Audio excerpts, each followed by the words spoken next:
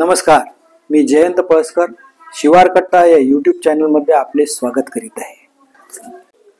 आज आपण जाणून घेणार आहोत गणपतीला प्रिय असणाऱ्या दुर्वा किंवा हराळी या वनस्पतीचे औषधीय फायदे।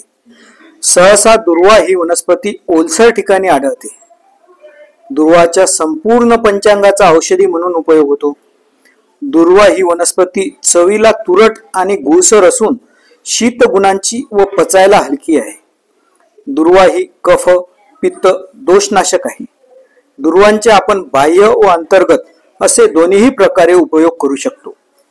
दुर्वा म्हणजे नैसर्गिक बॉडी डिटॉक्सिफायर आहे। दुर्वामध्ये फ्लॅवोनॉइड्स या अतिशय पौष्टिक घटकाचा समावेश असतो। त्यामुळे पोट जड झाले असेल, बद्धकोष्ठतेचा किंवा अतिसाराचा त्रास असेल तर 5 ते 10 ml दुर्वा रस घेतल्याने हा त्रास कमी होतो व पचन संस्था सुधारण्यास मदत होते।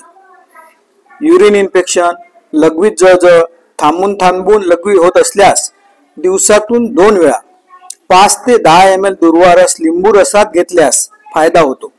तसेच स्त्रियांना मासिक पाळीत खूप पोट दुखत असल्यास किंवा ब्लिडिंग जास्त होत असल्यास दुर्वांचा रस घ्यावा। दुर्वा रस मधुमेहींसाठी देखील फार फायदेशीर आहे। त्यामुळे शरीरातील साखरेची पातळी नियंत्रित ठेवण्यास मदत होते। तसेच रोगप्रतिकारक शक्ती देखील वाढते। मूळव्याधीचा त्रास असेल तर दुर्वांचा रस दही टाकून घेतल्यास फायदा होतो। उष्णतेमुळे नाकातून रक्त येत असल्यास दुर्वाचा रस 2-3 थेंब नाकात टाकावा। तसेच 2 चमचे दुर्वा रस व खडीसाखर याचे मिश्रण दिवसातून 2 वेळा घ्यावे। आता आपण पाहू दुर्वा रसांचे बाह्य उपयोग। त्वचेचे तेज वाढवण्यासाठी दुर्वा वाटून त्याचा लेप चेहऱ्यावर लावल्यास भरपूर फायदा होतो। पित्त, शीतपित्त, नागिन झाली असल्यास दुर्वांचा लेप करून तो लावल्यास त्वरित थंडपणा जाणवतो व आराम मिळतो। खाज, कंडू, गचकरण झाले असल्यास दुर्वा व हळद यांचा लेप करून तो लावावा। याचा तुम्हाला भरपूर फायदा होईल। नमस्कार, हा व्हिडिओ तुम्हाला कसा वाटला हे कमेंट बॉक्स मध्ये जरूर लिहा व मला लाईक आणि सबस्क्राईब जरूर करा।